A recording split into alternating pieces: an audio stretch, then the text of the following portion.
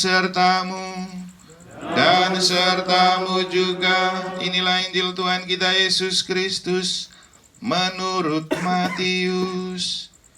Dimuliakanlah Tuhan. Pada suatu hari Yesus bersabda kepada ke-12 muridnya, "Lihat, Aku mengutus kalian seperti domba ke tengah-tengah serigala. Sebab itu hendaklah kalian cerdik seperti ular dan tulus seperti merpati. Tetapi waspadalah terhadap semua orang, sebab ada yang akan menyerahkan kalian kepada majelis agama, dan mereka akan menyesah kalian di rumah ibadat. Karena aku, kalian akan digiring ke muka para penguasa dan raja-raja sebagai suatu kesaksian bagi mereka dan bagi orang-orang yang tidak mengenal Allah.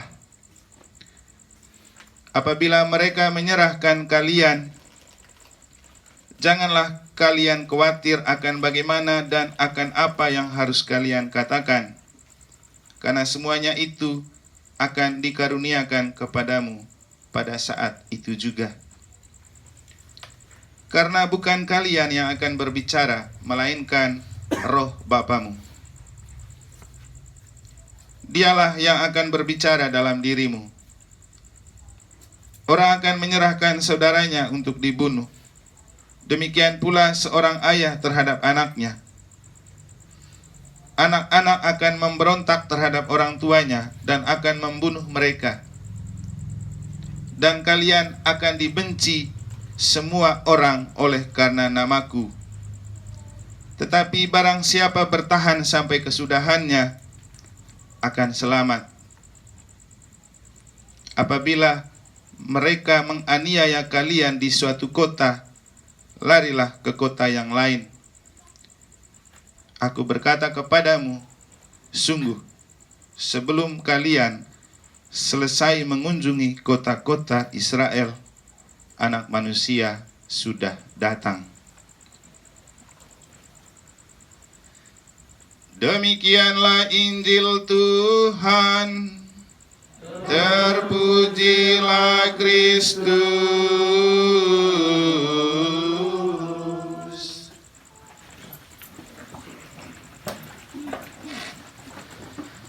Bapak, Ibu, saudara-saudari, umat beriman sekalian yang saya kasihi dalam Tuhan, mari kita memaknai lebih dalam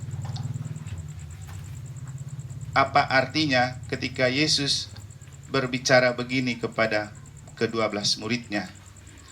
"Lihat, aku mengutus kamu seperti domba ke tengah serigala. Karena itu, hendaklah kamu cerdik seperti ular dan tulus seperti merpati." Yesus tahu bahwa tantangan untuk menjadi gembala yang diutus oleh Yesus itu bukan persoalan gampang. Seperti domba ke tengah serigala. Tapi kalau saya renungkan, rasanya lebih gampang menjadi utusan menjadi domba ke tengah serigala daripada menjadi gembala ke tengah serigala berbulu domba.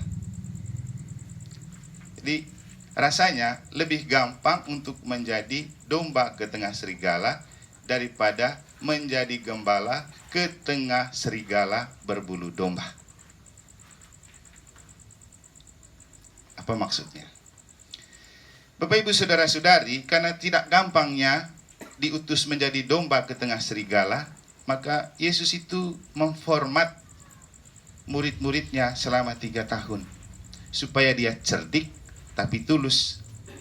Karena kalau dihitung sejak Yesus dibaptis di Sungai Yordan, lalu ia memanggil para rasulnya sampai ia wafat dan naik ke surga, itu kurang lebih 3 tahun. Berarti selama 3 tahun Yesus memformat dan memfermak para rasul ini untuk tangguh, kuat, dan layak menjadi utusan sebagai domba ke tengah serigala.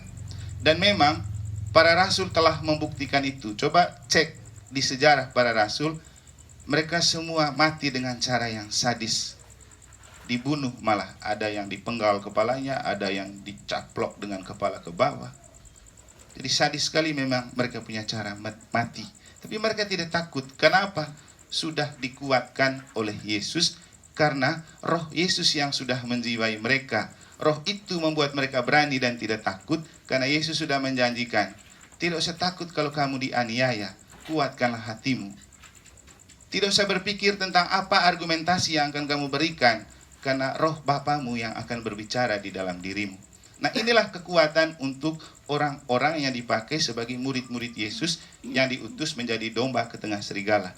Bapak Ibu saudara-saudari, catatannya ketika Yesus berbicara ini kepada ke-12 rasul, memang utamanya untuk orang-orang pilihan khusus.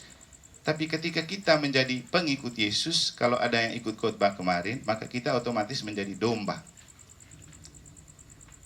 Maka sabda ini juga untuk kita. Menjadi pengikut Kristus harus siap menjadi domba yang diutus ke tengah serigala. Nah, untuk rasulnya, Yesus membutuhkan waktu 3 tahun. Dan sekarang di dalam gereja, untuk mencetak pengganti rasul-rasul, itu di seminari butuh waktu 13 tahun kurang lebih. Bisa lebih, bisa kurang. Bayangkan, kita yang mau jadi imam, difermak dan diformat 13 tahun. Tentu tidak bisa dibombardir dan digoncangkan oleh isu atau pengaruh 1, 2, 3 tahun. Jadi tidak akan mudah. Semua sudah difermak dan dibuat supaya tangguh, tahan banting dan tahan uji, siap menjadi domba yang diterkam serigala. Dan dalam 13 tahun ini buat apa Bapak Ibu saudara-saudari? Tanya mereka yang ex-seminari dan ex-frater. Tapi di seminari ada 5 aspek yang harus difermak di dalam pribadi. 1, intelek supaya cerdas. 2, kepribadian. 3, kerohanian. 4, relasi sosial. 5, kesehatan. Kalau salah satu dari 5 aspek ini tidak cocok, maka tidak bisa. Boleh punya otak bagus, kerohanian bagus, kepribadian bagus, relasi bagus, tapi kalau kena hepatitis tidak bisa ditabiskan. Boleh tidak punya penyakit, tapi aspek lain juga harus ada. Jadi tidak gampang orang jadi imam itu.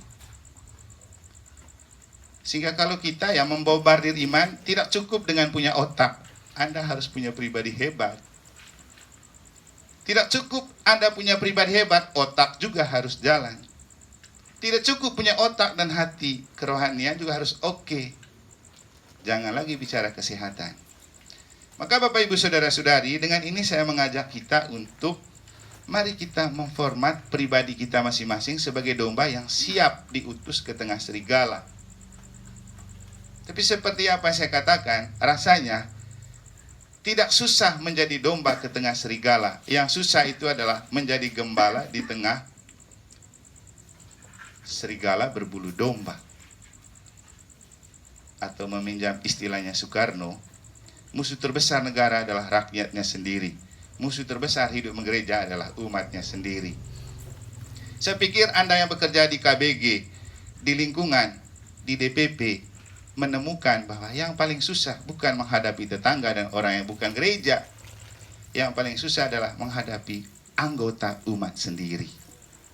Itulah serigala berbulu domba.